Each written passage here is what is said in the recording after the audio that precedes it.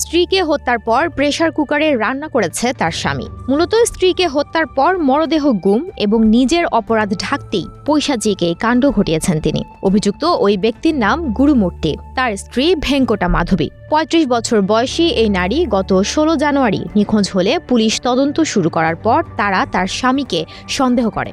এক পর্যায়ে জিজ্ঞাসাবাদে ওই ব্যক্তি তার অপরাধের কথা স্বীকার করে নেন। স্ত্রীকে হত্যার পর লোকটি মরদেহ বাথরুমে নিয়ে টুকরো টুকরো করে কেটে ফেলে এবং প্রেসার কুকারে মরদেহের এসব অংশগুলো সিদ্ধ করে। তারপর তিনি মরদেহের হাড়গুলোকে আলাদা করে এবং হামানদিস্তা ব্যবহার করে সেগুলো গুঁড়ো করার পর আবারও সেদ্ধ করে। এভাবে ৩ দিন ধরে একাধিক রাউন্ড মাংস এবং হাড় রান্না করার পর অভিযুক্ত ওই লোকটি সেগুলো প্যাক করে মিরপেট লেকে ফেলে দেয়।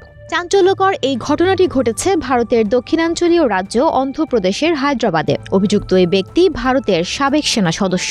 গুরুমূর্তি ও ভেঙ্কটা মাধবী দম্পতির 2টি সন্তান রয়েছে, যাদের একটি ছেলে এবং অন্যটি মেয়ে। জানা গেছে দুজনের মধ্যে প্রায় ঝগড়া হতো। এছাড়া কেন এবং কী কারণে হত্যাকাণ্ড ঘটেছে তা এখনও সুস্পষ্ট নয়। পুলিশ মামলাটি তদন্ত করছে।